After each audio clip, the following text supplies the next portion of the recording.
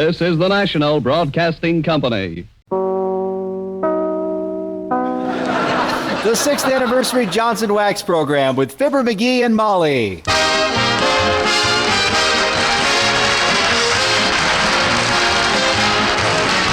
The makers of Johnson's Wax and Johnson's Self-Polishing Glow Coat present Fibber McGee and Molly, written by Don Quinn with music by the Kingsmen and Billy Mills Orchestra.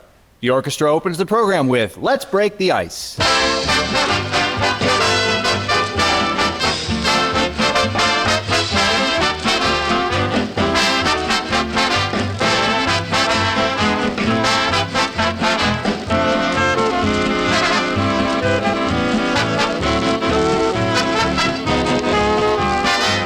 The other day, I read an interesting letter from a talented lady who said she and her husband always listen to Fibber McGee and Molly on Tuesday nights. They never miss it, because it's her husband's favorite radio show. But he's never bought her any Johnson's Wax or Self-Polishing Glow Coat. Well, that was hard for me to figure out. My wife never asks me if she can buy anything like that. But let me make just this one little point about Johnson's Glow Coat. Forget for a minute all the work it saves your little wife. Forget the compliments she'll get from your friends when they see those gleaming linoleum floors wearing their protective coats of Glow Coat polish. But think for a moment about this fact. Glow Coat makes linoleum last much longer, protects it from wear and tear. And I think you'll agree with me that to not insist upon your wife using Glow Coat is just bad business. Remember, Glow Coat needs no rubbing or buffing. It's self-polishing. Try some tomorrow.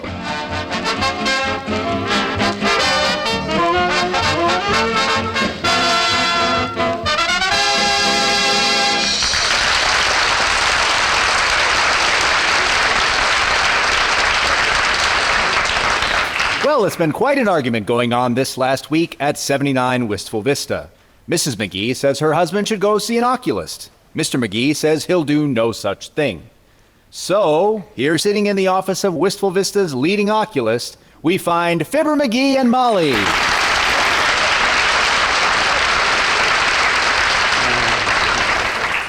Oh, now stop your fidgeting, McGee. The doctor will see you in just a few minutes. I don't care if he never sees me. This whole idea is silly. I don't need glasses. Oh, you don't? No. I suppose you were just kidding this morning when you yelled, "Hey, I found a quarter," and then you picked up the manhole cover. Shucks, there's nothing really wrong with my eyes at all. I just strained them a little looking for that comet, that's all. Well, I'm glad to hear you even admit that. Heavenly days, it's no disgrace to wear glasses. Oh, you just say that on account of Uncle Dennis. He doesn't wear glasses. Oh, no? He's worn out most of ours, one way or another. Well, you'll admit he carries it like a gentleman. Yeah, he even hiccups with a Harvard accent. Look, Molly, you know very well my eye strain is just a temporary condition. I don't see Much why... obliged, Doc. Sure is a load off my mind. Well, hello there, old-timer. Been getting your eyes examined? Yep. As the chemist said when the dye factory blew up, I came out with flying colors. Well, what did the doctor tell you? Oh, he says I don't have anything to worry about, daughter. Says I'll be reading newspapers without glasses when I'm 95. Oh. Well, that's swell, old-timer. I'm glad to hear it. So what's the matter with your eyes? Got a twitch in one of them, Johnny. Oh. Nervous? Not until I had my face slapped the third time. I thought you were a masher, eh? Yep. Well, as I always say, old-timer, trouble with flirting is you're generally flirting with trouble. That's pretty good, Johnny. But that ain't the way I heard it. The way I heard it, which was t'other day when I was sitting in a little booth getting my pants pressed because the garden needed some rain, and it always rains when I get my pants pressed, which is why they don't have any women in the Weather Bureau. Yeah, but the way you heard it... Oh, yeah. One feather says, the t'other feather says... I see where a young college feather pole vaulted more than 15 feet to a new world's record last Saturday. Ain't that wonderful?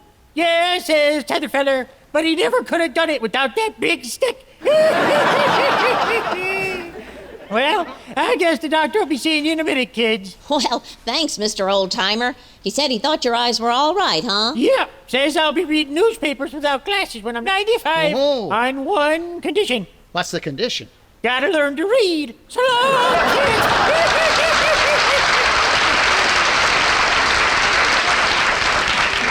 wonder how old he is, McGee. Search me, but I'd swear he wears a TP.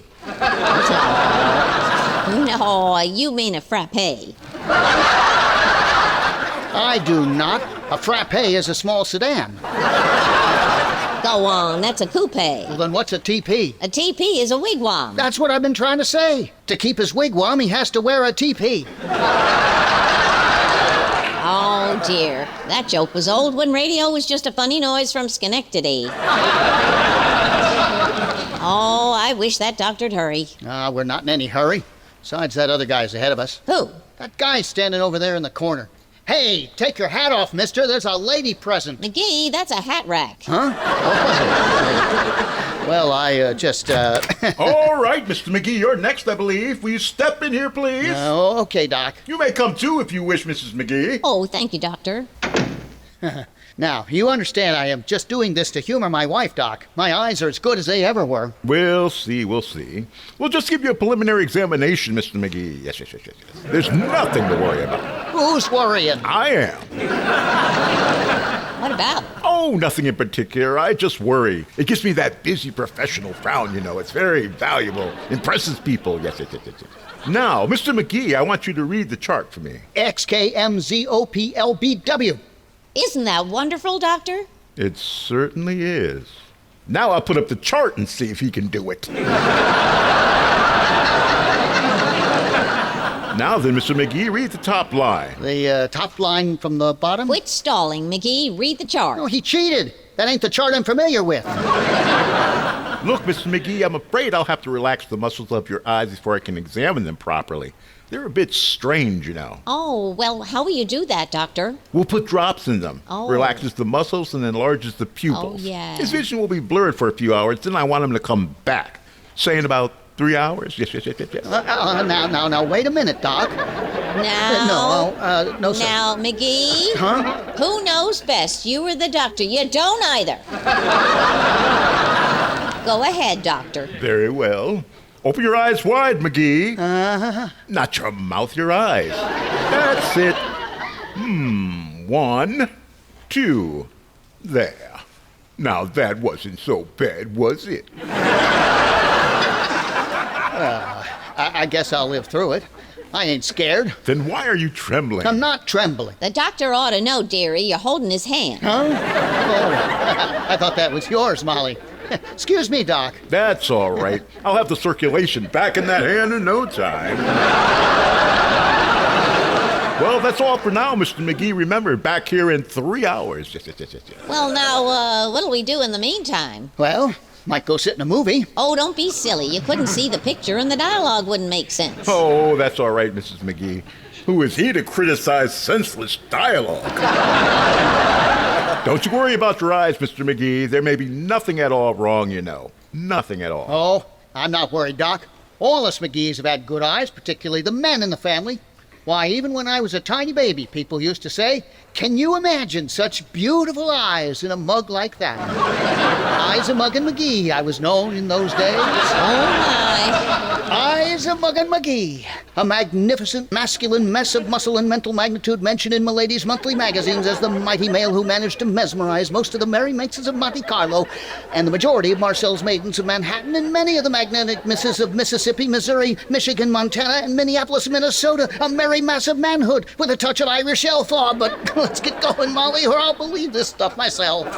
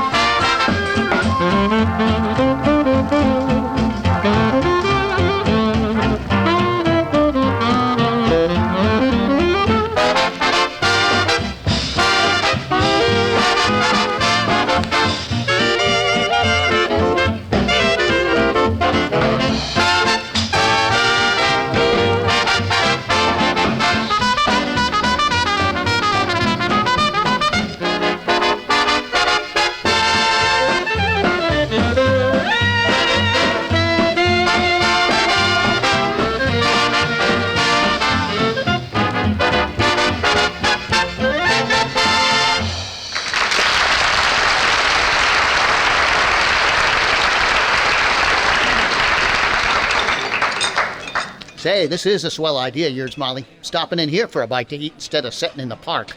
How are your eyes, dearie? Is the medicine wearing off? Oh, sure. I can see better now than I... Whoops. What's the matter? I guess I'm kind of clumsy today. I dropped the top off the ketchup bottle and into the sugar bowl. That was an olive, and you dropped it in the cream pitcher, and there's no ketchup on the table. Heavenly days, it's a good thing I'm with you, or goodness knows what... Uh-oh, McGee. Huh? There's Mrs. Uppington over at that table behind the post.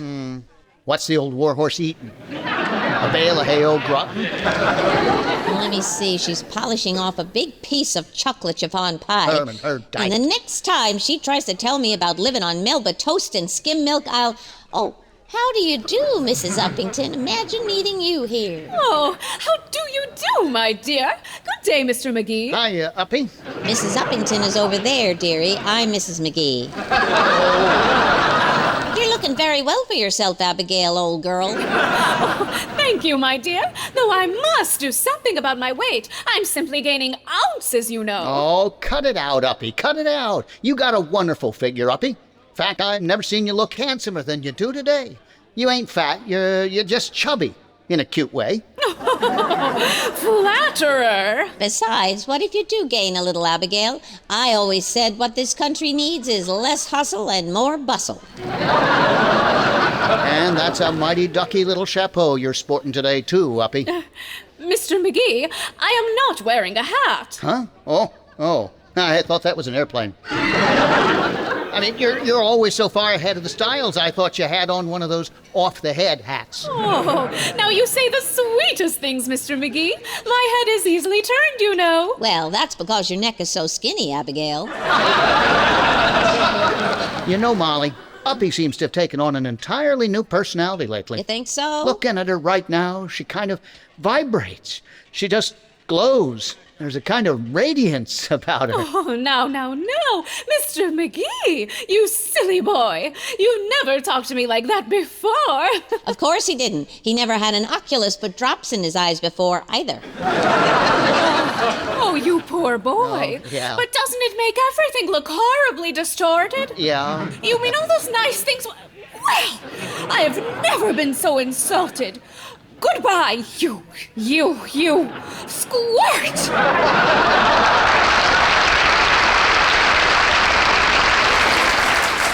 Well, Molly, did I say something wrong? Oh, no. But I don't think that was government-inspected baloney you were dishing out. Come on, McGee, let's go. Okay. You paid the check? Yes, I did. Okay. Can I help you with your coat, dearie? No, thanks. I got it. You got it all right. You got it inside out. Huh? Oh. Here, let me... McGee, this isn't your coat. Huh? It isn't? Well, where's mine? I put it right on that rack there. Oh, dear. Somebody must have taken yours by mistake and left this one. Huh? Look, here's the owner's name on the inside of the pocket. Wallace Wimple. Wallace Wimple, eh? Well, whoever he is, he's got a lot of moxie swiping my coat. Wait till I get my hands on that guy. He'll wish he never put on my Well, hello there, folks. What's the matter? Well, hiya, Gildersleeve. No, it isn't Mr. Gildersleeve, dearie. That's Mr. Wilcox. Oh. He's being examined for glasses, Mr. Wilcox, and he's got drops in his eyes. Hey, Harlow, somebody swiped my overcoat and left this one instead. Well, you're lucky. That's a good-looking coat. Well, now we'll have to find the owner. Do you know a Mr. Wallace Wimple, Mr. Wilcox? Wimple. Not Wallace Wimple. Yeah, you know him? Me? No Wallace Wimple? Oh, boy, we're in luck. Well, I say, when I first started working for Johnson's Wax, before I knew what a wonderful thing Johnson's Wax was for beautifying and protecting floors, furniture, and woodwork against dust and dirt and dampness, before I even found out what a blessing Johnson's Wax was for particular housewives, and that was, well, let's see, we've been on the air for Johnson's Wax 6 years today, and I worked for them for 4 years before that, so that's 10 years. Yes, sir, 10 years, and in all that time, I've never known anybody by the name of Wallace Wimple.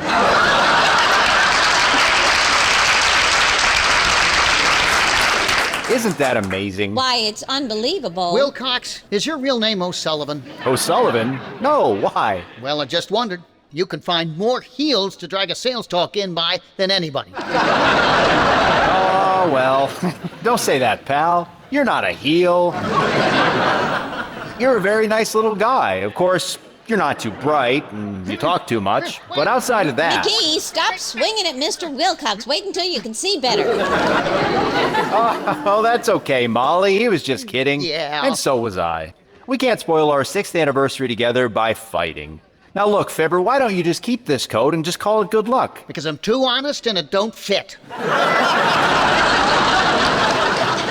Come on, Molly. We gotta go find Wimple. Oh, why didn't somebody tell me my shirt tail was sticking out? Oh, Look but Fibber, out, that's... kid! Look out! Who threw that? What the? Yeah. Well, we tried to tell you that wasn't your shirt tail. That was the tablecloth. Oh, shawl.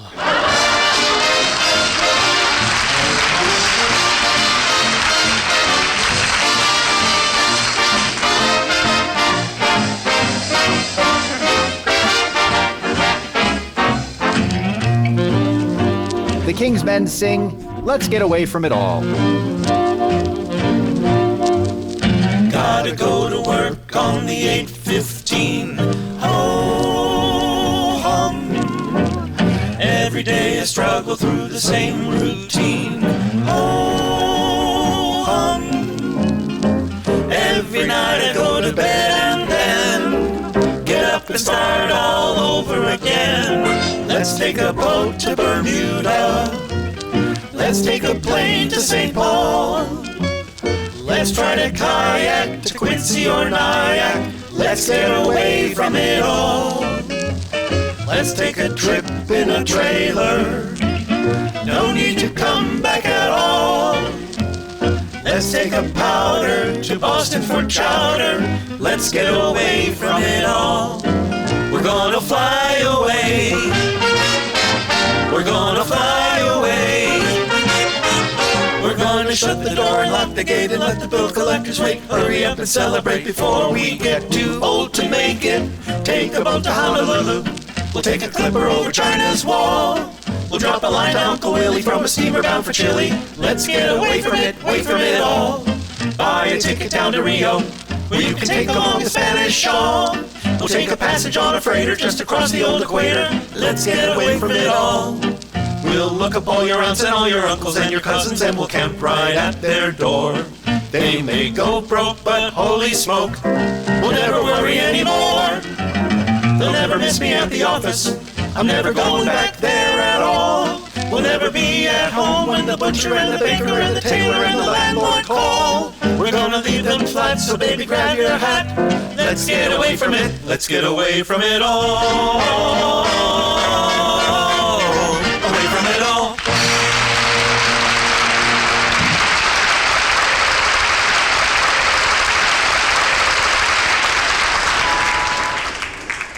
Oh, I wish we knew who this Wallace Wimple was. Did you ask the manager of the gas company? Yes, and the light company and the water company. Maybe we should hire a private detective. Well, we'll have to do something. I wish my eyes would clear up. As it is, I wouldn't know this Wallace Wimple if I saw him. Ouch! Dad rat it, Bub. What's the idea of jabbing me with that cigar? Who do you think you are? Now, I'll McGee. teach him to stand around in front of cigar stores and bump into people. I got a good notion to slap you down, Bud. What do you think of that? Well, ain't you got anything to say? Indians don't talk much, McGee. Is he an Indian? Yes, and a wooden one at that. Excuse me, Chief. I guess I was off the reservation. Dad, rat it. Hi, mister. Oh, hi, little girl. I can't see you very good, but I recognize your voice. I got some stuff in my eyes, and I don't see very well for a while. Why? Well, I do that so they can examine your eyes better. What's the matter with them, mister? You got astigmatism? Got what, sis? Astigmatism. Shucks, sis. We could have had a cute routine if only you'd mispronounced that. I know it, but it would have been kind of corny, I betcha. Well, maybe it would. And seeing that this is our 6th anniversary for Johnson's Wax, maybe we better go easy on the corn. On the what? Corn! I'm hungry.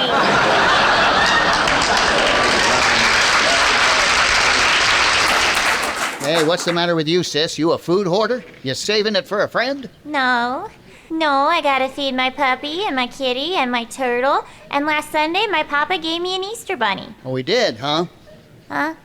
I said he did, huh? He did what? Your father gave you an Easter bunny. Gee, did he? Dad Rabbit, you said he did. I know it. Well, then what? Well, now look, sis. Did you ever hear of a guy named Wallace Wimple? Sure. When? Just now. Why'd you ask? Because I gotta find him, that's why. And we'll say, if you ever hear of anybody named Wallace Wimple, come tell me, will you? And I'll give you a nickel. It's worth 10 cents, I betcha. Oh, okay. 10 cents. You mean you'll give me 10 cents if I tell you how to find him? Do ya? Please? Yeah. Absolutely. Okay, give me the dime. You know how I can find him? Sure I do, I betcha. Oh, boy, okay. Okay, here's 10 cents. What do I do? Look in the telephone book. So long, mister.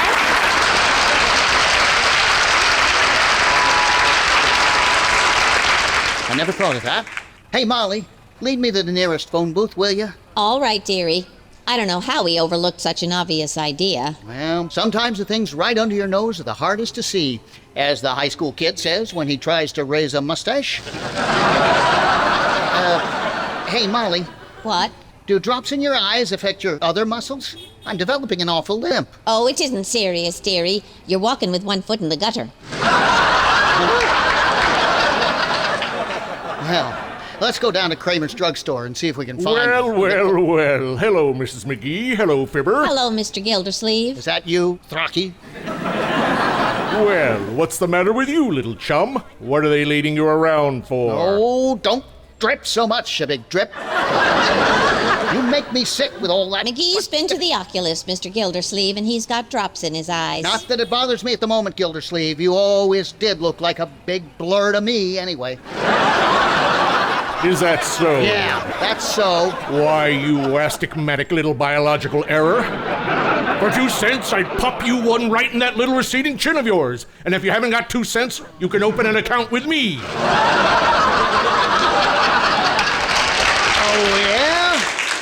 Drops in the eyes or no drops in the eyes, Gildersleeve, I could handle you with one hand tied behind me and juggling 3 chickens with my feet.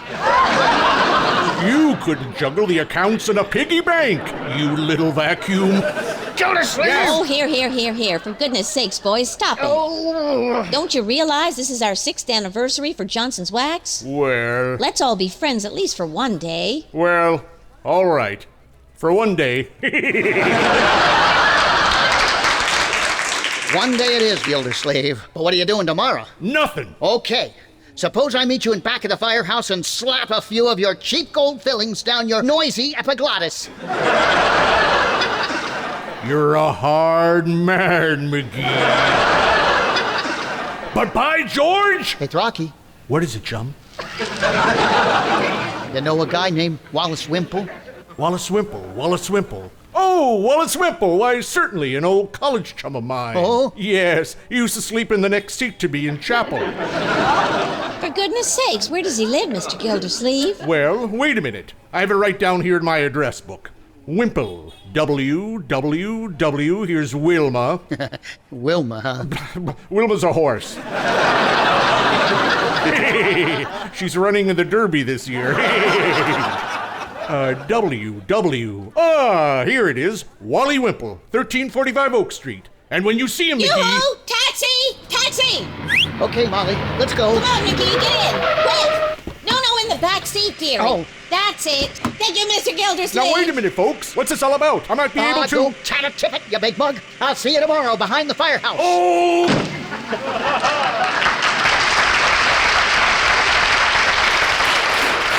1345 Oak Street, driver, and step on it now.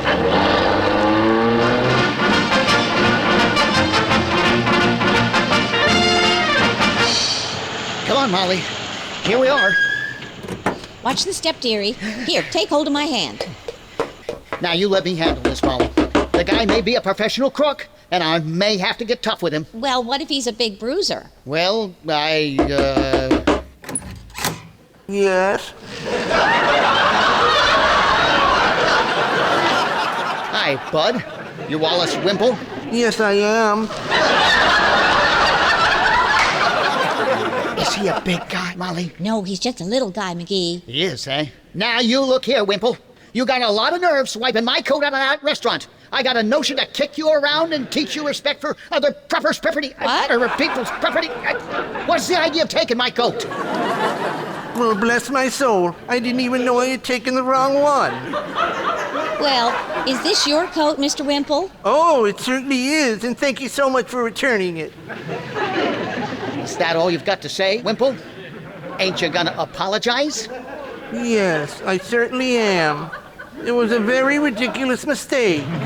But at the time, I couldn't tell one coat from another. Well, why not? Well, I went to an oculist this morning, and he put some drops in my eyes. Isn't that silly?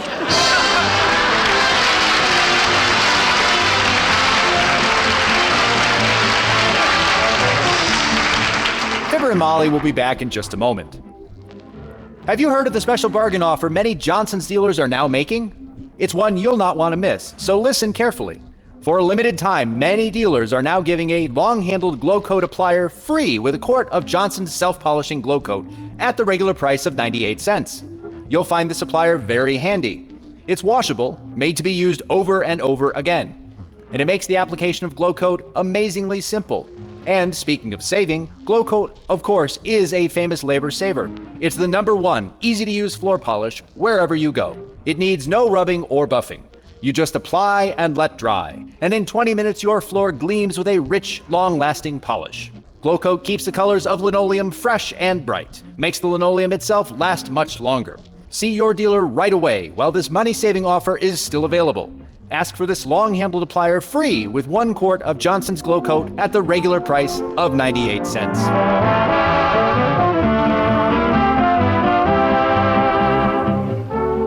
Ladies and gentlemen, tonight's program marks the beginning of our 7th year on the air for Johnson's Wax. And the people in both Racine and Wistful Vista want to thank you all for your loyalty and friendship.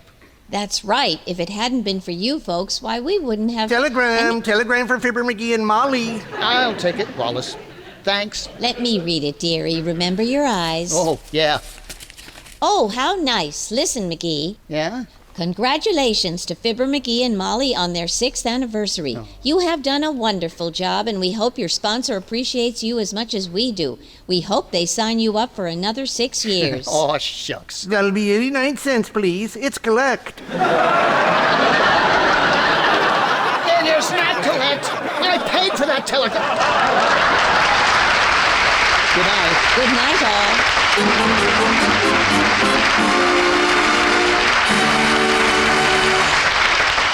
This is Harlow Wilcox speaking for the makers of Johnson's Wax and Johnson's Self-Polishing Glow Coat, inviting you all to be with us again next week. Good night!